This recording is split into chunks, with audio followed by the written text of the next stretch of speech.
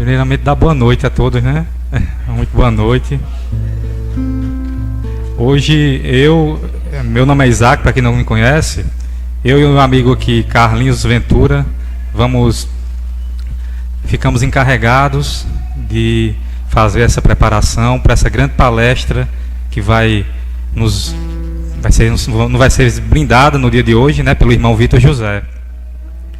E hoje vai ter um pouquinho de música, um pouco de poesia nessa casa abençoada que acolhe a todos com muito carinho. Essa primeira música, ela é de João Cabete. João Cabete, segundo Chico Xavier, foi um dos compositores que melhor soube traduzir o Evangelho de Jesus em música. E o nome dessa música é Gratidão a Deus.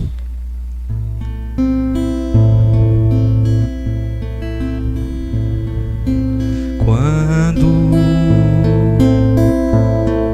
a sombra da tristeza cobrir seus sonhos de ventura,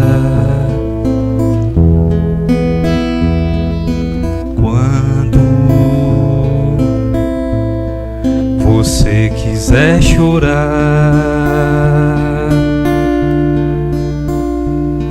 diante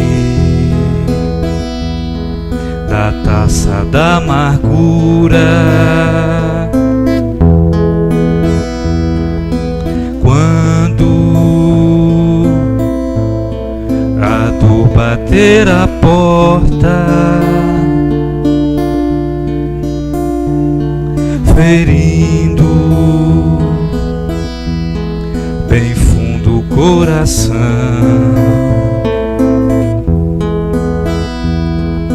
quando a esperança é morta e a vida é amarga ilusão.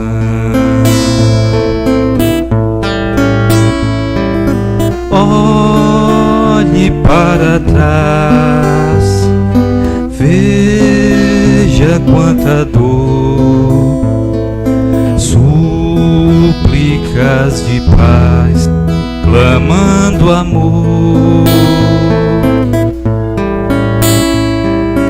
Olhos sempre em trevas, mãos mendigam pão,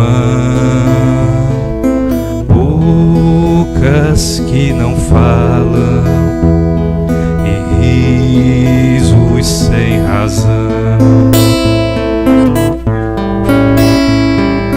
Deixe de chorar, volte a sorrir. Você é tão feliz, volte a cantar. Uma prece, seja grato a Deus, Ele sempre abençoa os filhos seus. Deixe de chorar, volte a sorrir. Você é tão feliz, volte a cantar. Faça uma prece, seja grato a Deus, Ele sempre abençoa os filhos seus. Ele sempre abençoa os filhos seus.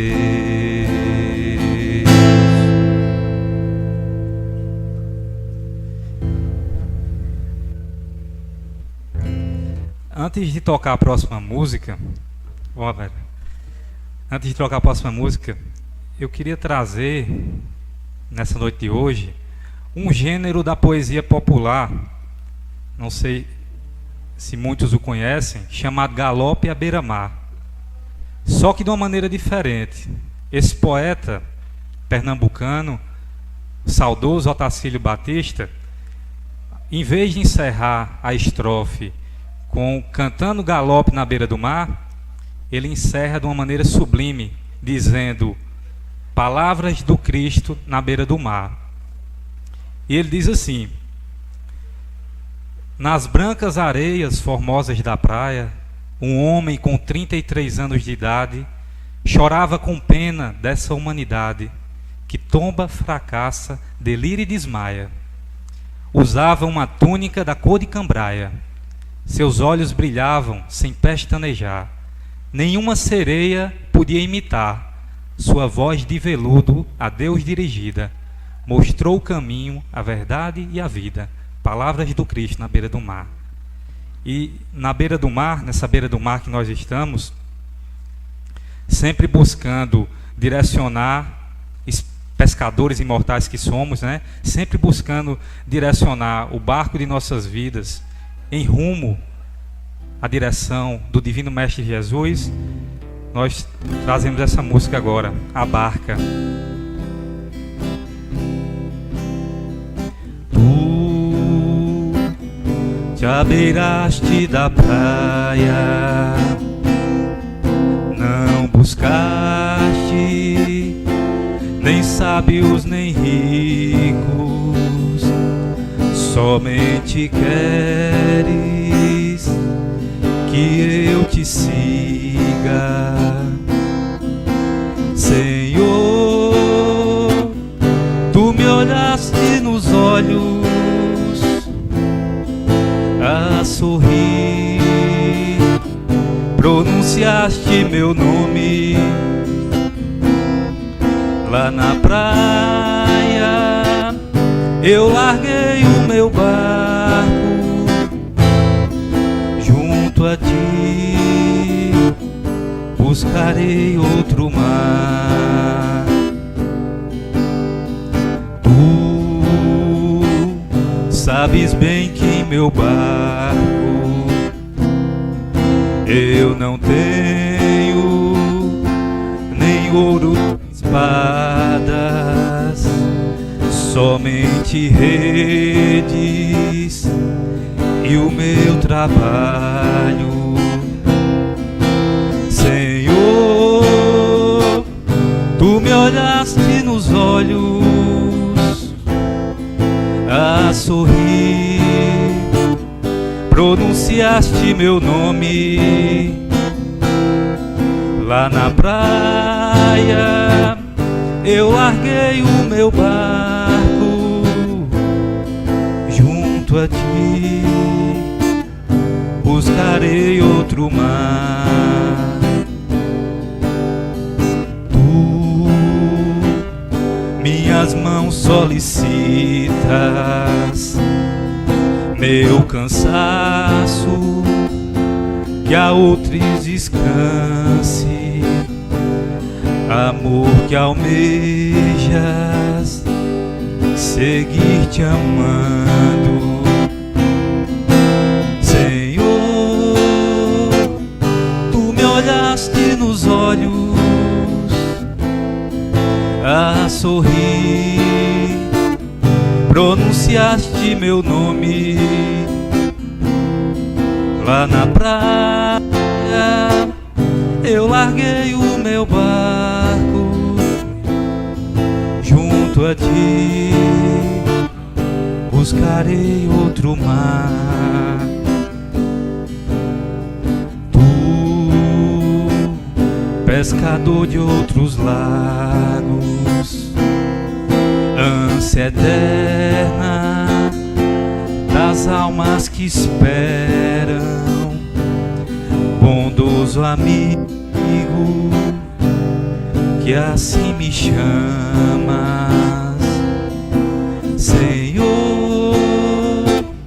Tu me olhaste nos olhos a sorrir, pronunciaste meu nome, praia. Eu larguei o meu barco junto a ti, buscarei outro mar. Senhor, tu me olhaste nos olhos a sorrir, pronunciaste meu nome lá na praia. Eu larguei o meu barco junto a ti, buscarei outro mar.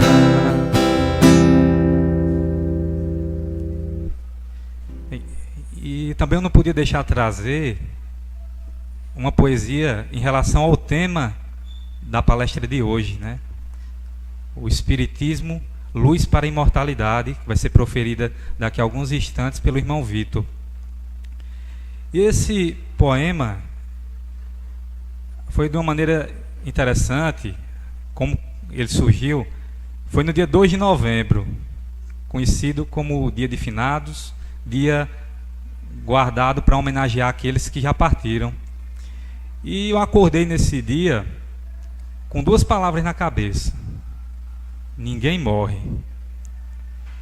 Aí ficou martelando na cabeça o dia inteiro: ninguém morre.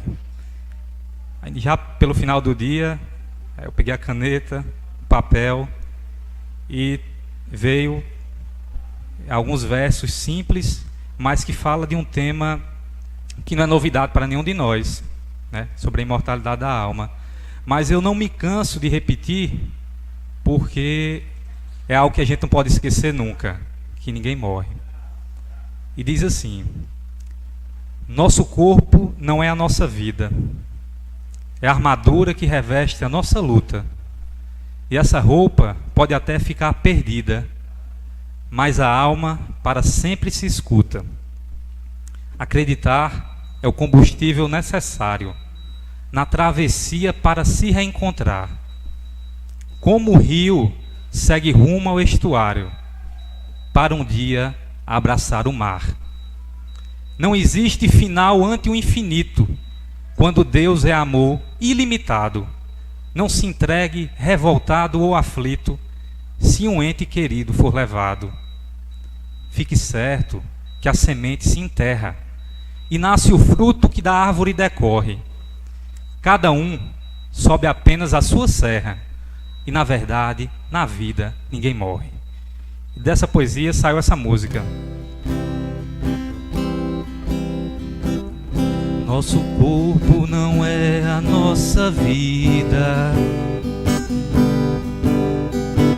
é a armadura que reveste a nossa luta. E essa roupa pode até ficar perdida, mas a alma para sempre se escuta. Acreditar é o combustível necessário na travessia para se reencontrar. Como o rio segue rumo ao estuário, para um dia abraçar o mar. Não existe final ante o infinito, quando Deus é amor ilimitado. Não se entregue revoltado ou aflito, se um ente querido for levado.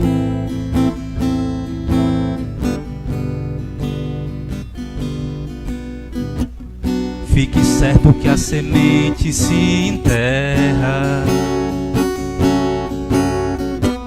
e nasce o fruto que da árvore decorre.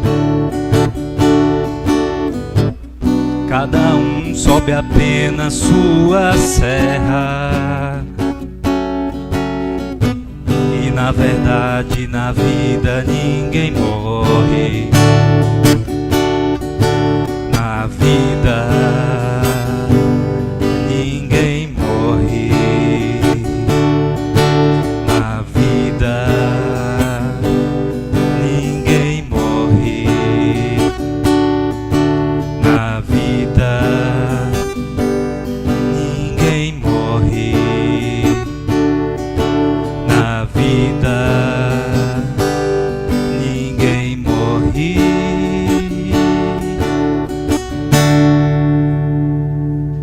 Obrigado pela atenção. Convidar o querido amigo Caio Ventura. Boa noite a todos.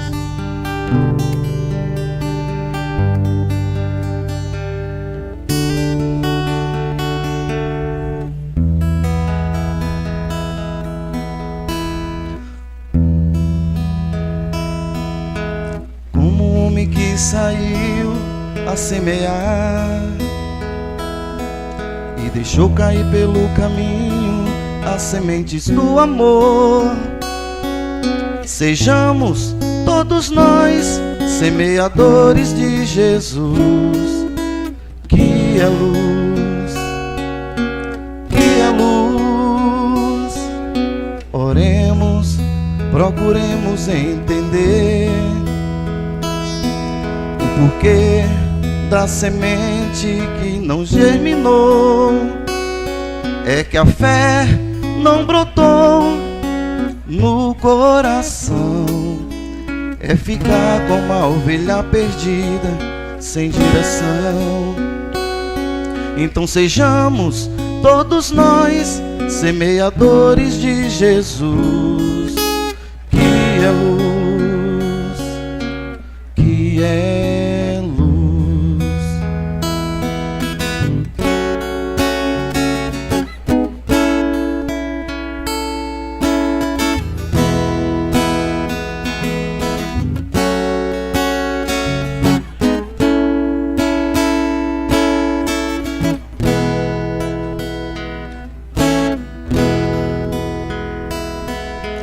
Como um homem que saiu a semear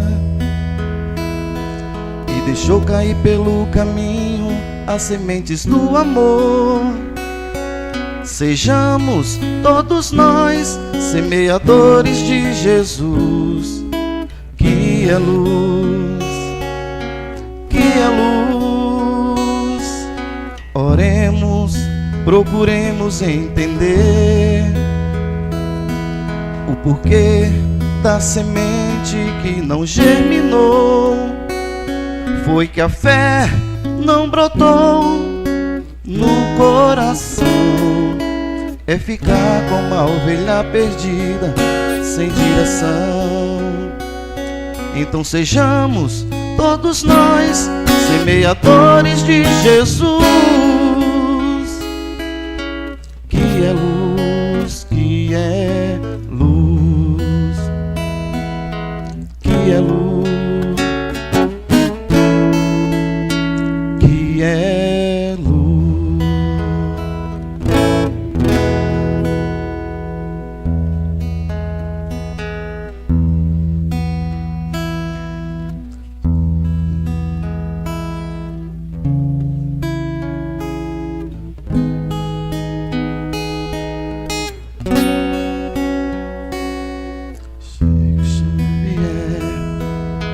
Chico Xavier, Chico Xavier é sempre ajuda. Chico Xavier, Chico Xavier, quem tem ouvidos para ouvir, escuta. Chico Xavier, Chico Xavier, Chico Xavier é sempre ajuda.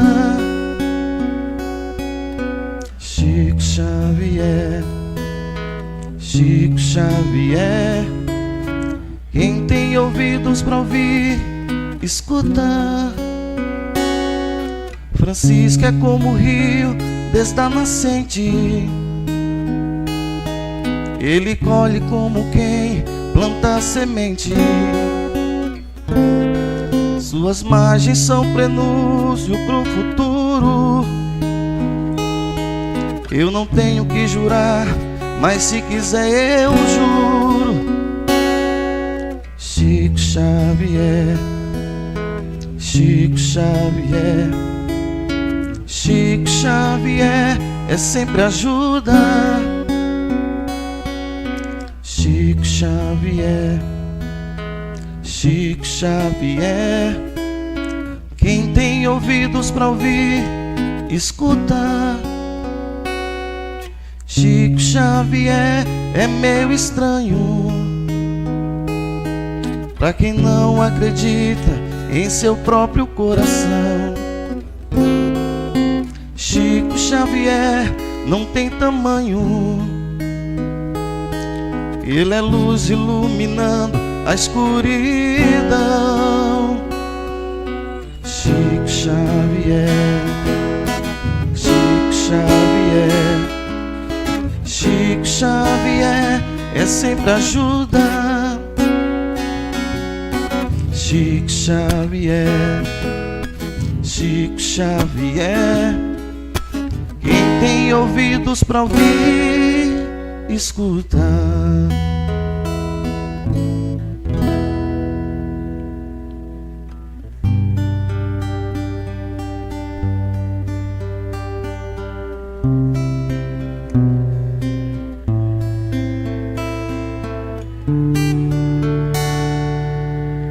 Espíritos amigos e benevolentes, mensageiros de Deus, instrumento da paz do nosso Senhor Jesus, que tem como missão nos esclarecer e nos conduzir pro bom caminho, nos guiar em nossa jornada para a luz. Pedimos humildemente, nos amparem, ombreiros do bem, nos inspirando a força e a coragem nos reveses da vida. Livrai-nos dos maus pensamentos, pra não darmos brechas mais inclinações, e assim evitar sem costume as provas e expiações. Ilumine a nossa consciência, trazendo à luz nossos próprios defeitos. Nos arranque o véu do orgulho, para que esqueçamos antes de tudo a nós mesmos. Anjos guardiões reforcem nossas fé, traga-nos espíritos protetores, nos incline e nos tornamos dignos a conhecer até pelas nossas dores. Derrama espiritualidade em nós, espiritualidade em nós, espiritualidade em nós. Derrama espiritualidade em nós, espiritualidade em nós, espiritualidade em nós.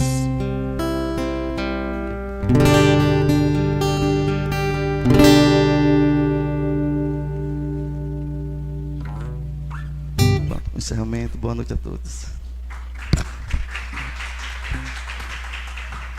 Boa noite a todos. Queremos agradecer a todos. Queremos agradecer a presença do nosso palestrante na noite de hoje. Que nós possamos ter uma palestra de muita paz, de muita tranquilidade. Então, vamos pedir ao nosso irmão Cláudio para fazer a leitura de preparação do ambiente. Boa noite. A leitura é pela boca. Aquilo que sai da boca, diz nos evangelhos, precisa merecer-nos tratamento especial. Os alimentos com que o homem muitas vezes ameaça a própria saúde prejudicam apenas a ele mesmo. Já a frase contundente ou o grito de cólera podem alcançar uma assembleia de corações, determinando enfermidades e desequilíbrio. É pela boca que arrojamos da alma desprevenida os tóxicos da maledicência e, por nosso desespero, os espinhos da discórdia. É da boca que sai de nosso sentimento mal conduzido a calúnia, envenenando a vida, e é por ela que se expressa o exame insensato das consciências alheias.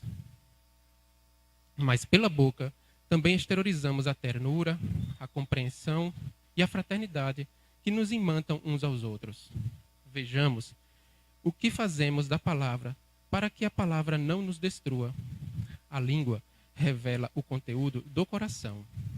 Modulemos nossa voz na serenidade e elevemos nossa frase sobre o pedestal do amor. Essa mensagem é de Emmanuel, pelo médium Chico Xavier. Que assim seja. Então, vamos convidar o Robério para fazer a prece inicial. Então, antes de iniciar a prece, vamos falar da alegria de alguns que ainda não tinham vindo dia de sábado, né? E hoje vieram, sejam todos bem-vindos e que não seja o último sábado, né? Seja o primeiro de uma série que vocês continuem vindo outros sábados. Especial ali a nossa irmã Vitória, o nosso irmão Paulinho. E parabenizar aí o Isaac e o Carlos, né? Que deram aí um show. Deus abençoe vocês, que vocês continuem levando essa melodia tão bonita da doutrina espírita. Então vamos fechar os nossos olhos, vamos pensar em Jesus, lembrar das palavras do Mestre, quando ele nos fala, onde houver 2 ou mais pessoas reunidas em meu nome, eu estarei presente. Confiando, Jesus, na tua presença amiga, aqui estamos. Permite, Jesus, que as tuas bênçãos de paz e de luz possam envolver a todos nós, encarnados e desencarnados, que aqui nos encontramos. Em especial, pedimos pelo nosso irmão Vitor, que vai trazer a mensagem da noite, que o seu anjo de guarda e os espíritos amigos possam intuí-lo para que ele possa trazer a mensagem que necessitamos para o nosso crescimento e a nossa evolução. E que possamos estar receptivos a receber essa mensagem e que, principalmente, possamos colocá-la em prática no nosso dia a dia, sempre buscando o nosso progresso e a nossa elevação espiritual. E, enfim, Senhor, abençoe a humanidade e a todos nós, encarnados e desencarnados de todo o mundo, e que a tua luz e a tua paz nos envolva hoje e sempre. Que assim seja. Então, vamos dar início à palestra da noite de hoje com o tema Espiritismo, Luz para a Imortalidade.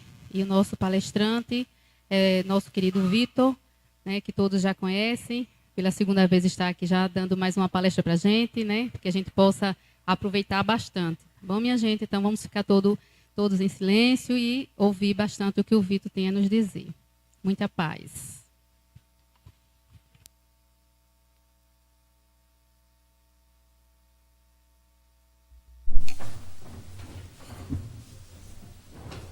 Senhoras, senhores, queridos irmãos, é com imensa satisfação que retornamos a este lar de tantas bênçãos, de tanto amparo, de tanto auxílio, em um ponto tão estratégico da nossa cidade. Acreditamos muitas vezes que os núcleos espiritistas surgem por deliberação meramente humanas. E em verdade, nós temos tido dificuldades de concebermos o projeto espiritual. Se houve um trabalho gigantesco de Kubitschek para transferir a sede política da nossa ação, se houve um trabalho gigantesco para promover a aceitação do pensamento inusitado e por demais avançado de Niemeyer, e que os homens comuns concebessem, queridos irmãos, é de uma dificuldade inenarrável conceber o plano espiritual. A importância dos núcleos espiritistas, as casas de socorro que têm emanado tanta elucidação para que consigamos transpor os nossos próprios conceitos, se permitir transcender um conjunto de valores ou pseudos valores que cada momento social traz e entendermos esse real propósito, esse real desiderato. Então, nós concebemos os núcleos espiritistas como oásis de águas cristalinas dioturnamente, alimentando e dessedentando os viajores cansados, diante deste sol escaldante que por vezes se tornam as relações humanas. Relações caldeadas por interesses transitórios. Reações que promovem o desconsiderar de um para o outro. É que a doutrina espírita vem nos despertar deste transe para que consigamos conceber a realidade do veio físico ou do trâmite corpóreo. E todas as vezes que nos deparamos com um trabalho de um grupo, de um punhado de irmãos, batendo as mãos fortemente, promovendo estalidos para despertar as consciências, nos perdoe, estamos nos utilizando de uma proposta metafórica, do trabalho de alguns poucos, que dizendo, estanque os passos. Estamos sendo premidos por uma proposta de consumo, embalados por uma sintonia que vão somente nortear os nossos tombos.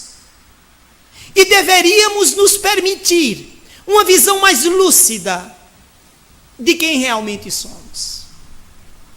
E neste momento, nós nos lembramos dessa frase do notável religioso e místico Teilhard de Chardin, quando atestava que nós somos espíritos suavemente agasalhados pela carne e que deveríamos manter a lucidez durante esse trâmite. Hoje, meus irmãos, nós nos reportávamos a uma assertiva de Paulo em sua segunda epístola a Timóteo, no capítulo 2, no versículo 7. Concebei o que vos digo, Deus porá entendimento em vossos corações de todas as coisas. Paulo falava, e é necessário que nós consigamos entender o personagem Paulo, que nós não estamos falando do homem vulgar, nós estamos falando de um grego, com um conhecimento helênico. Ali se encontrava lastreado o pensamento dos grandes oradores, dos grandes filósofos, porque a maior riqueza, ou a maior concentração de pensadores existido na Grécia, foi no período de Péricles, e isso foi 500 anos antes de Jesus. Tarso fazia parte da Ásia Menor, imiscuída no pensamento helênico. E Paulo fora criado neste pensamento, não só com sua eloquência e sua capacidade de retórica, mas antes de tudo, com a capacidade de averiguar, sob inúmeros vieses, as informações que lhe chegavam. Em Paulo nós vamos encontrar as historietas de Solon, mas também o pensamento profundo de Sófocles. Ali estava a arguição sistemática de Sócrates, ou a vinculação dos céus para a terra de Platão. Ali também se encontrava a visão da taxonomia aristotélica, para que os homens pudessem ver a necessidade da observação, da orientação. Em Paulo também, o cântico da Torá, a imortalidade trazida pelo Talmud, mas também a praticidade do pensamento romano, nele, a imortalidade de Virgílio, o pensamento de Horácio, de Tito Livio. Ali se encontravam os pensadores e a riqueza de um mundo, e onde ele trazia a luz do alto. É claro, queridos irmãos, que nós tentamos moldar o que recebemos em nossas formas, e nós não nos questionamos se as nossas formas são as formas ideais. Quando algo transcende a nossa capacidade de ilação, quando algo vai além da nossa capacidade de silogismo, nós negamos, nós abstraímos, ou então falamos que é irreal. Ora, ali se encontrava as luzes de um conhecimento imortal. Quando nós nos permitimos o estudo da proposta hebraico-judaica, nós vamos conceber a dificuldade. Mas ali estava o cântico dos profetas, ali estava a citação do Messias, do ungido, daquele que adviria, e depois que viesse, muito mais do que Davi, que juntou os feudos, que juntou os pequenos agrupamentos, tornando Israel um reino, a combater as inúmeras invasões, viria aquele que traria um tratado, que as demais pessoas, mesmo que tivessem um poder maior bélico, sucumbiriam. Ali viria o ungido, o Messias, ou no grego que ele espraiava com facilidade, ali viria o Christos, aquele que modificaria a história da humanidade. Mas o próprio Saulo, que ainda não Paulo, ao tomar conhecimento, desconsiderou Jesus, porque Jesus não veio no molde que ele concebia, e perseguiu, ficando-nos o legado, que muitas vezes, ainda que nós nos encontremos performatados em uma visão de religiosidade, ou no cântico, que também aqui escutávamos ao adentrar, buscando a ação da espiritualidade. E muitas vezes negamos Deus em nós mesmos, ou ainda nas demais pessoas que falam com mais profundidade. Não foi diferente com Saulo. Para que nós possamos perceber o que Saulo vem a dizer, é necessário que o tempo prossiga, que as ondas sucessivas da evolução se choquem contra os nossos rochedos, aparentemente seguros, mas que o cotidiano falam da fragilidade dos nossos ancoradouros, que se desfazem com as ressacas, com o fluxo e o refluxo da vida, mostrando que muitas vezes, apesar de atestarmos com os lábios, não erigimos a nossa casa por sobre a construção monolítica a que já se referia Jesus.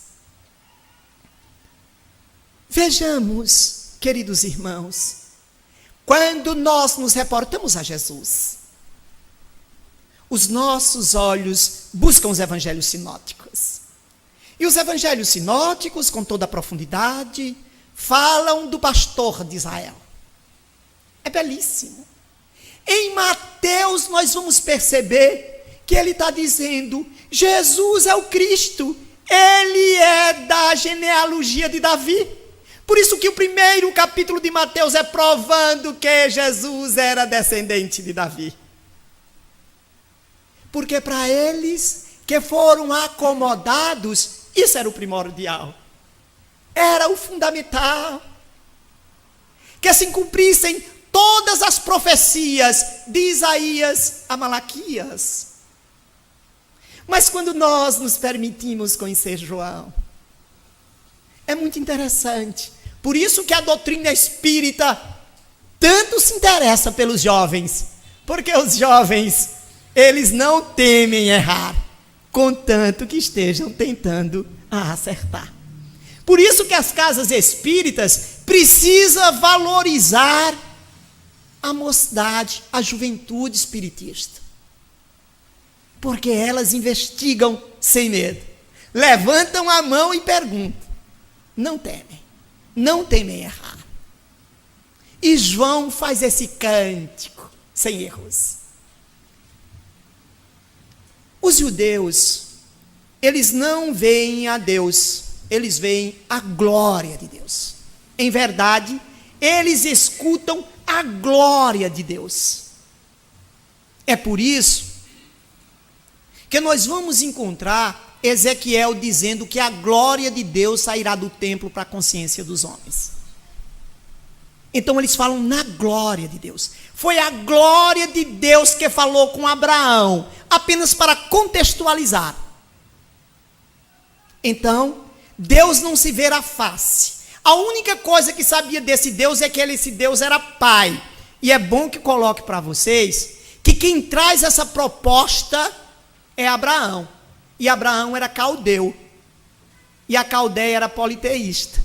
Então Abraão tem algo muito simples. Ele é politeísta e vai apresentar um Deus monoteísta. Veja a dificuldade de Abraão. Então Abraão diz que a glória de Deus fala com ele. E manda ele procurar, manda ele ir em busca da terra prometida. Então essa era a glória de Deus. O que é que João fala? Como é que João abre o evangelho cósmico? João diz: no princípio era o verbo, e o verbo estava com Deus. E ele continua: e o verbo se fez carne, e a glória de Deus fez morada em nós. Porque até então, Deus era longínquo, ainda mergulhado nas sombras de deuses mitológicos que tomavam conta da terra a partir da expansão romana, com todos os eflúvios de uma mitologia grega. Então, João diz que essa glória que vivia em Deus se fez carne, e este verbo armou tenda entre nós. Gente, não pode existir mais lirismo do mergulho do Cristo a representar Deus do que esse cântico imorredor de João. A partir daí, nós vamos começar o estudo para entender essa riqueza. Porque nós fomos colocando Cristo nos nossos moldes e desenvolvemos inúmeras propostas de estudos para compreender Jesus. Jesus é o verbo divino e nós precisamos conjugar esse verbo para que em nós tenha vida, vida em abundância. Essa é a nossa grande dificuldade. Porque a cada momento que a humanidade vivenciava, nós tentávamos limitar o Cristo. Nós tentamos limitar Jesus de todas as formas. Mas o Cristo é água que não se tisna. É a essência em ensinos de Deus. Então, nós temos que nos permitirmos essa compreensão de tais ensinos. Dessa vivência da glória imorredora. É claro que a partir daí nós temos dificuldades. Ora, inúmeras são as propostas de estudarmos. Eu pensava, quando nós buscávamos, no processo de estudo da Midrax, estudar também a hermenêutica. A hermenêutica é a tradução literal, com a modernização de alguns verbos, de algumas palavras, a necessidade de compreendermos, porque nós vamos encontrar movimentos paralelos, movimentos intelectos culturais, e nós vamos encontrar movimentos religiosos, um interagindo com o outro, porque nós conseguimos dividir, separar, de um lado religião, do outro lado conhecimento, academicismo, intelecto. É muito importante que a gente se dê conta do momento que a gente está vivendo. Porque Jesus foi colocado em formas. E a gente, para aprender isso, entrou em hermenêutica, entrou em criticismo literário, entrou dentro dessa proposta da exegese. A gente mergulhou em tudo isso. Até também nas teogonias, teofanias, para a compreensão. E é muito importante que a gente se dê conta. Hoje, nós estávamos conversando com um grupo de senhorinhas. Umas, sei lá, 150 senhorinhas que fazem um trabalho lá conosco. E a gente disse assim: Jesus é citado em Mateus, em Lucas, em Mateus no capítulo 5, no versículo 15. Não se acende a candeia para se colocar por sobre o alqueire, mas sim por sobre o velabro, para iluminar todos que na casa estejam. Foi o que vocês entenderam? Não disse nada. Foi Jesus que disse: bonito, né, tio Vitor? E o que vocês entenderam? Não entendi nada não, tio. Fôssemos nós, à luz da hermenêutica, trazer para os dias atuais. A gente simplesmente ia dizer: a candeia é a luz, o alqueire é qualquer lugar escondido, e o velabro é o lugar que segura a luz. Então, não se acende uma luz para botar embaixo da cama, mas na parte mais alta da casa para iluminar a todos. Eu entendi. Agora eu entendi. Mas se nós fôssemos estudar, além dessa transcrição, se nós não fôssemos simplesmente modernizar os textos, mas atualizá-los para a satisfação do espírito imortal, se nós buscássemos entender todo o calor que promana das ilações espirituais, ou do cântico da imortalidade que Jesus nos trouxe, Jesus, meus irmãos, não desperdiçou um instante na terra. Não há palavras ditas que não tenham a profundidade além da sua tradução. Tudo em Jesus remonta a quem somos e a quem nos destinamos, e como nos libertarmos a partir dos nossos próprios atos para aurir e lograr a felicidade que temos procurado em todo lugar, menos dentro de nós mesmos. Fôssemos a exegese, nós diríamos que há uma necessidade de, com os nossos pensamentos, iluminar todos os nossos relacionamentos. Porque nós somos detentores do conhecimento cristão. Mas se porventura um fisiologista quisesse entender a citação do Cristo, ele teria na composição filogenética a mesma citação. Porque nós somos oriundos da cristalização energética. Recebemos os informes ou as forças constritivas, até nos reportarmos ao período em que nós nos sensibilizamos, adquirimos um instinto e mergulhamos no raciocínio contínuo. Ao menos assim deveria ser. Alguém poderia dizer que tal observação se dá apenas dentro de uma visão cristã? Eu me reporto a Rumi. Rumi foi um filósofo islâmico. E ele diz: morremos pedra, nascemos vegetal. Morremos vegetal, nascemos animal. Dormimos animal e acordamos homem. Islâmico. A fonte é a mesma. Mas nos reportemos a essa evolução filogenética. Adquirimos o pensamento contínuo milênios depois. Mas no princípio, a nossa condição era a condição de sobrevivente.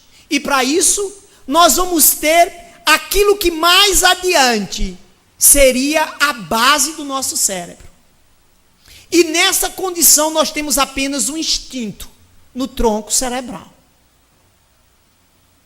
A partir daí, aquilo que o Dr. Paul MacLean chama de cérebro reptiliano, nós desenvolvemos mais uma camada do tecido nervoso, das células neurais, e aí a gente começou a desenvolver aquele cérebro que era o cérebro do cheiro, o encéfalo.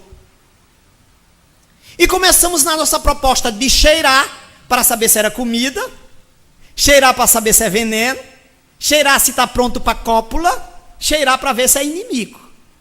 Cada resposta olfativa, uma predisposição. Se for inimigo, eu corro. Se for veneno, eu cuspo. Se for comida, eu engulo. Se for fêmea, eu namoro.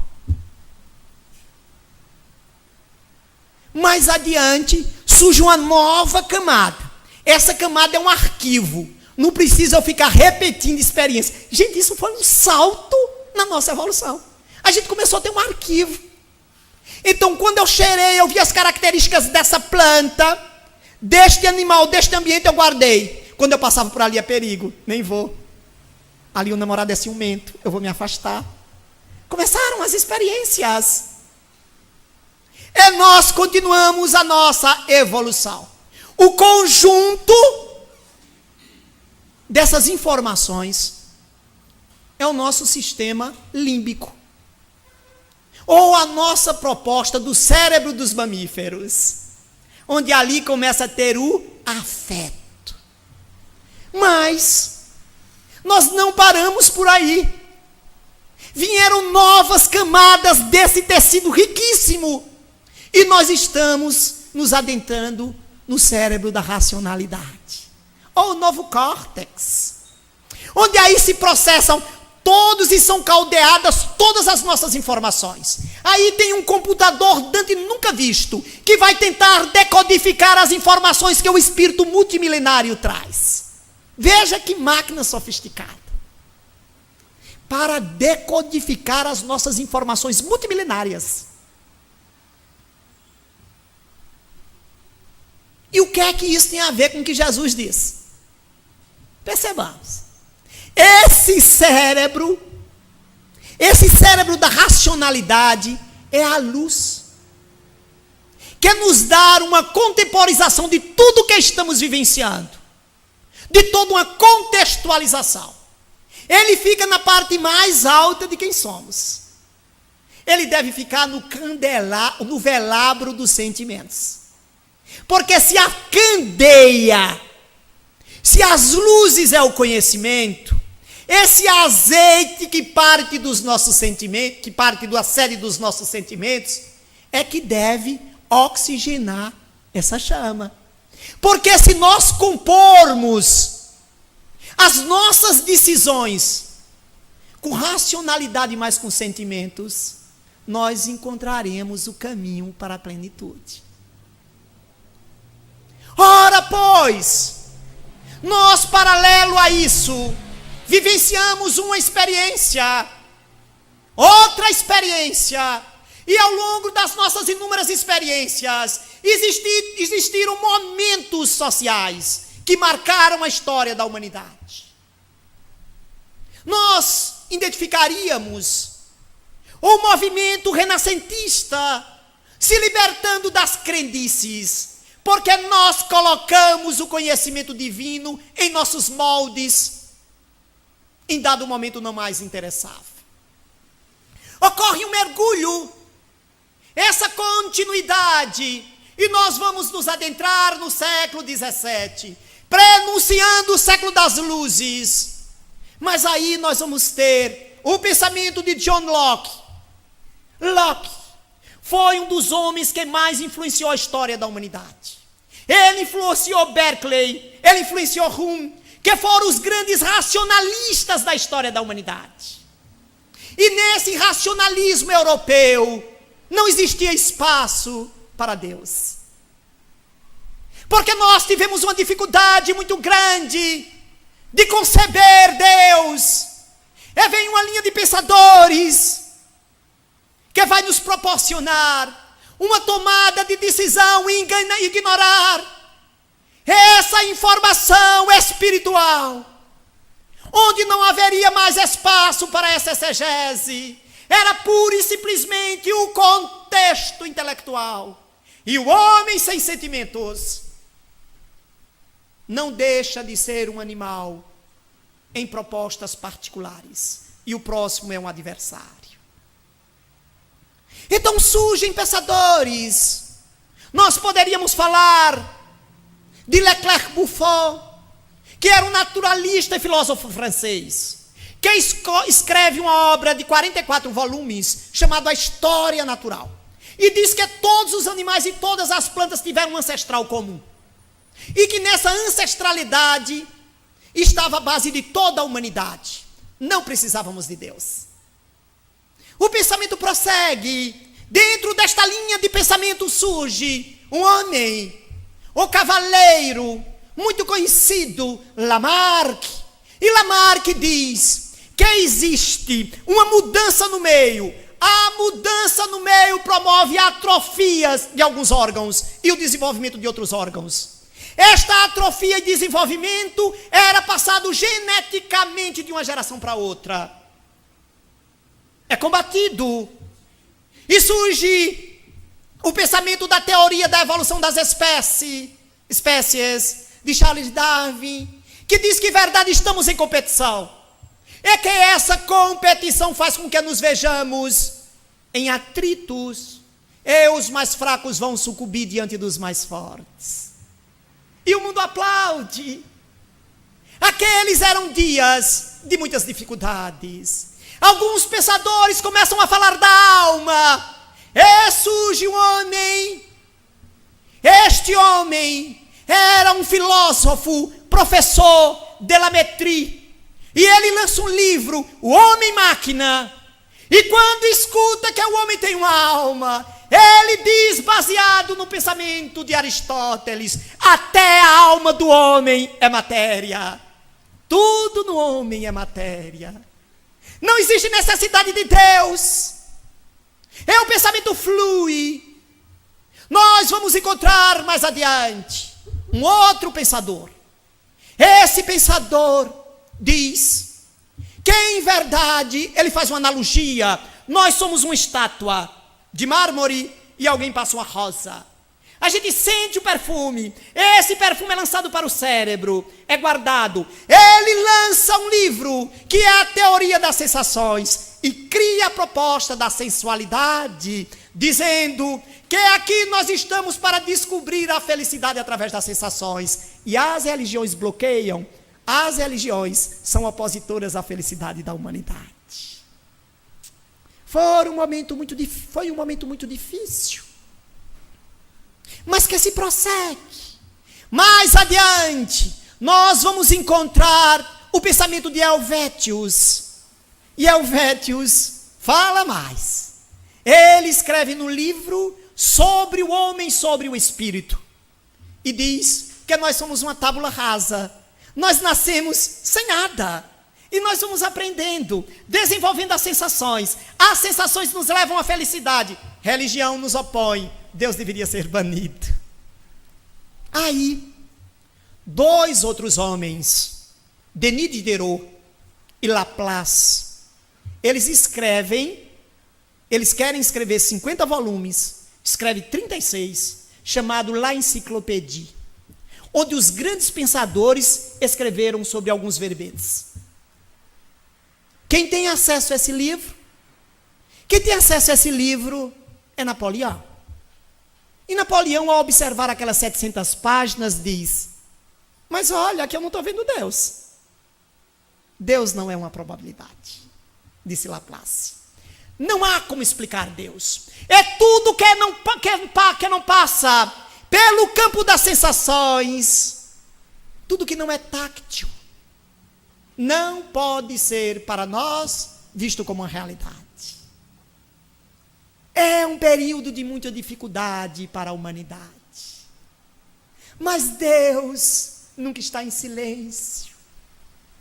Se nós pudéssemos perceber que existiu a exegese clássica, existiu a exegese escolástica, a primeira até o século IV, a escolástica até o século XII, existiu a exegese moderna, mas nós tivemos acesso à exegese espiritista.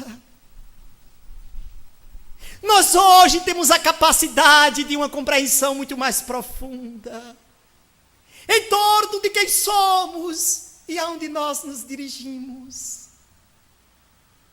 Porque o pensamento dos benfeitores espirituais encontra uma lanterna. Esta lanterna é Allan Kardec.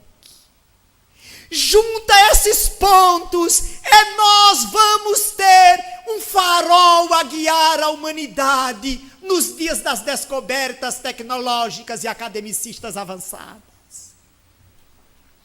Antes de Darwin, antes da teoria da evolução das espécies, que foi lançada em 59, nós temos o Livro dos Espíritos, que é de 57.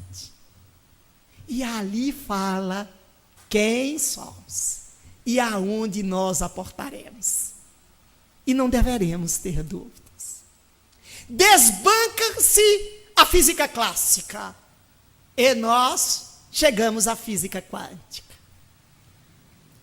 Percebamos a nossa responsabilidade.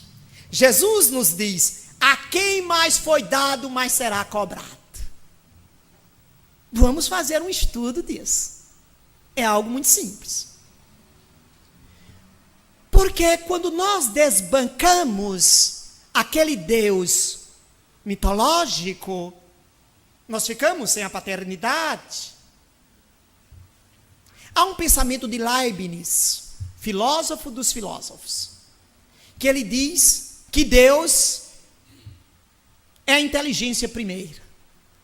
Os espíritos dizem que não só a inteligência primeira, mas a inteligência criadora de todas as coisas. Voltemos para Planck. Planck é o pai da física quântica. E Planck diz: toda matéria se origina e se destina por conta de uma energia. Deveríamos entender que essa energia é inteligente e criativa. Por trás dessa energia existe uma mente. Essa mente é a criadora de todas as coisas. De que forma eu quero perceber Deus? De que forma eu quero sentir Deus? Albert Einstein, ele nos diz que o homem é passivo diante do cosmos. E ele diz: o homem lá de cima não joga dados. Tem um contemporâneo seu, chamado John Wheeler.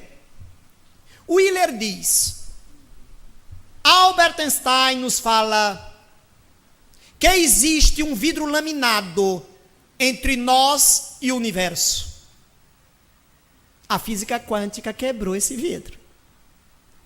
Porque o elétron, quando tem por sobre si uma luz, ele muda as suas características. Aí surge outro homem, também da Universidade de Princeton, David Bohm. E David Bohm diz: existe o mundo que nós explicamos, o mundo táctil, mas esse mundo é consequência. Existe um mundo implícito, esse mundo é causal. A doutrina espírita nos diz: nós somos espíritos, o mundo material é o mundo não necessário. O mundo necessário é o mundo espiritual. O mundo espiritual sobrevive sem a matéria. É no mundo espiritual que temos a origem de todas as coisas. É das cavernas de Qumran, dos papiros do Mar Morto, vem-nos observações. O mundo físico é um pálido reflexo do mundo espiritual. É a conjunção de todas as informações, atestando que nós somos espíritos, e que a doutrina dos espíritos tem nesse instante a responsabilidade de nos tornar vetores desse conhecimento. Sem fugas. Se nós temos esse conhecimento, temos mais responsabilidades. E ele lança um livro, A Ordem Implícita e a Totalidade das Coisas. É muito interessante que nós possamos observar todas essas informações que são caldeadas. Então, até aquilo que era visto desde o princípio da matéria, desde o princípio das civilizações, em uma construção sombria, Allan Kardec desmistifica a partir do estudo que fez e nos trouxe o compêndio do Livro dos Médiuns, o maior tratado da paranormalidade humana, lançado em 1861, que é atual.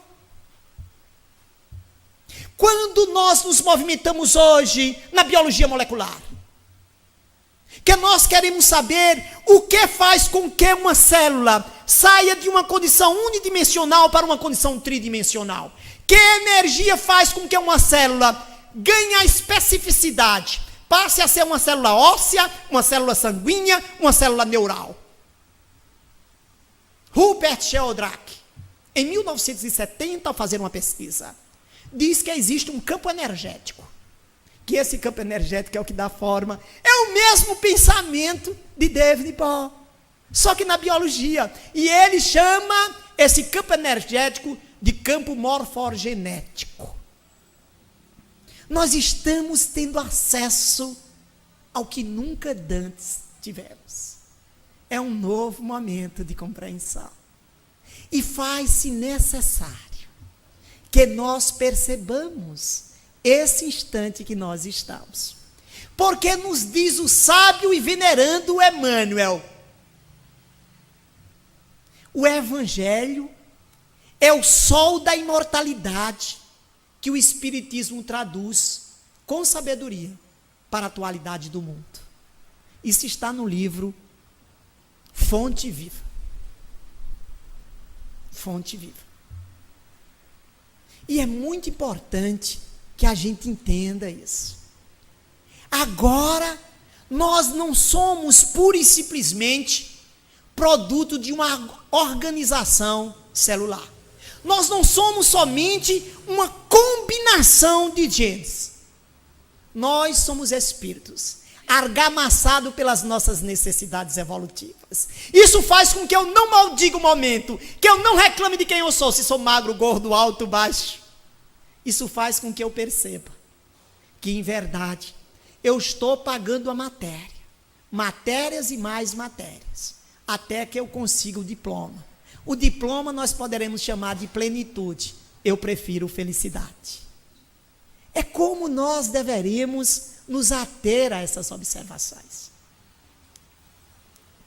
É todo esse conjunto de informações que nós espiritistas temos. E isso não deveria nos dar uma visão de prepotência, de um intelecto desenvolvido, de uma frieza ao observarmos, porque em verdade o primeiro mandamento é: espíritas, amai-vos.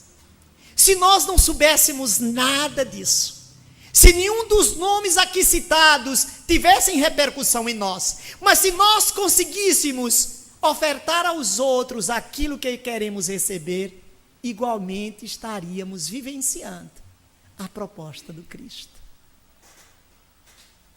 Em verdade, meus irmãos, eu gosto muito de ler o prefácio do Evangelho segundo o Espiritismo. Porque ali diz: os Espíritos do Senhor, que são as virtudes dos céus, tal qual um grande exército ao comando de um grande general, debruça-se por sobre a face da terra, abrindo os olhos dos cegos e desbancando aqueles que são vaidosos e orgulhosos. Esses espíritos, que são as virtudes dos céus, nós poderíamos dizer que fazem parte desta pleiade de espíritos que tem à frente Jesus.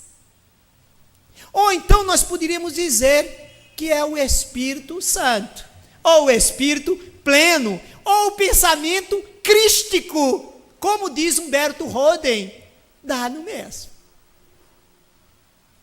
Percebamos, João, o Batista, não o evangelista, ele diz que batiza por água, mas virá aquele que batizará em fogo e em Espírito Santo.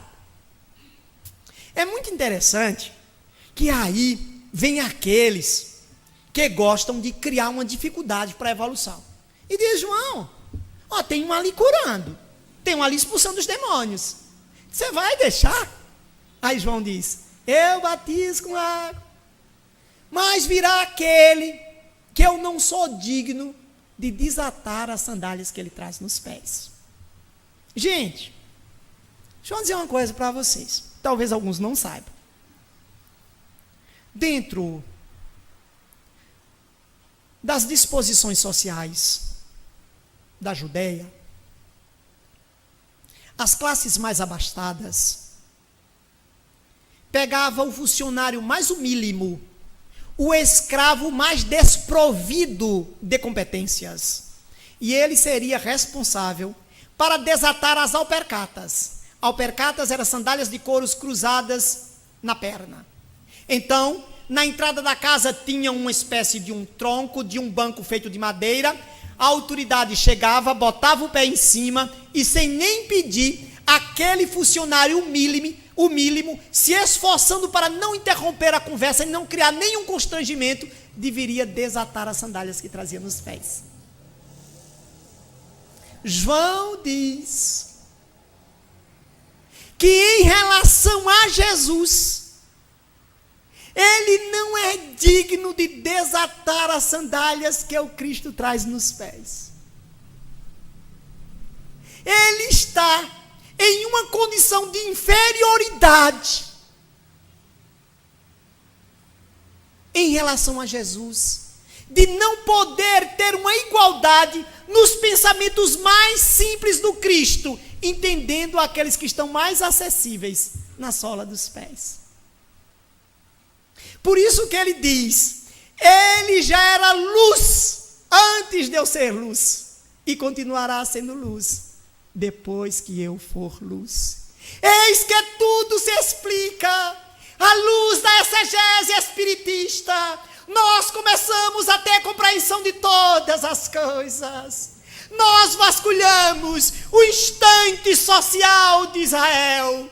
Nós buscamos o conhecimento da física clássica, da física quântica. Nós buscamos as disposições elementares da biologia, a biologia molecular. Nós trazemos todos os vieses dos saberes, e a doutrina espírita junta, une, como quebra-cabeças, como peças do jogo Lego, a formar a criação. E nós entenderemos que quando o homem despertar para suas potencialidades, descobrirá que Deus nele também está. E o Cristo dizia, que brilhe a vossa luz, para que dê glória aos homens por onde passar. Eis que a doutrina espírita se nos apresenta neste convite à imortalidade. Nunca, queridos irmãos, nós tivemos tantas informações do plano espiritual. Nunca. Só que agora nos assevera ainda o evangelista João. João diz, levantai os vossos olhos e contemplai os campos, porque estão brancos, prontos para a colheita. É o período da ceifa. Nós estamos em um período de ceifa. Não há necessidade de buscar visões cataclísmicas. Não, é o nosso cotidiano. Nunca foi tão fácil errar, nunca foi tão fácil acertar. O erro está ao alcance de nossas mãos, o acerto também. A mídia leva o desalinho ou ajuste ao nosso lar. mas somos nós que fazemos a conexão. Somos nós que fazemos a escolha. Nunca foi tão fácil errar, nunca tão fácil acertar. Como nós nos posicionamos? Quem nós somos? Porque poderemos ser um grão de areia a refletir a luz do sol. Mas nós também podemos ser aquele grão de areia que impede uma porta de se abrir. Quem nós somos? É essa posição que temos que ter em nossa própria consciência. Porque lá no final do prefácio, os Espíritos dizem: pois, irmãos, eis que estamos aqui ao vosso lado. Eia, pois, e fazei a vontade de nosso Senhor, para que possa dizer: Senhor, Senhor, e entrares no reino dos céus. E nunca ficou tão claro qual é a proposta de Deus para nós. Como interromper essas camadas sucessivas de equívocos? Como retirar essas carapaças através da caridade? O cântico da caridade. As casas espiritistas deverão assumir esta função de archote, iluminando as sombras das mentes humanas em desalinho, para que nós percebamos o caminho. A proposta da caridade vem quebrar uma sistematização em fugas, vem nos mostrar uma realidade sem nos agredir. A proposta da caridade não é simplesmente para mostrar o idoso abandonado, a criança na orfandade, o esquecido nas ruas, aquele irmão que se permitiu uma fragilidade e cometeu um crime. A caridade é a proposta de despertar os sentimentos que estão adormecidos em nós. É quando a gente descobre que abraça aquela criança e tem amor e carinho por ela. É quando a gente percebe que tem uma afinidade com o idoso. É que identifica que o irmão preso tinha sonhos e se fragilizou. Como nós nos fragilizamos, mas talvez mais por um momento errado, por uma falta de base familiar. Meus irmãos, nós interagimos com o mundo. De nós parte a mão que só ergue ou a mão que soca. O elogio ou distrato. De nós, a condição de escutar a música que nos acalma, ou a violência que faz com que o instinto estruja em nós. Quem escolhe isso somos nós. Somos nós. E o momento é este. Cada um deve se perguntar: o que nós fazemos de especial? O que eu faço de especial? Em que eu contribuo com o mundo?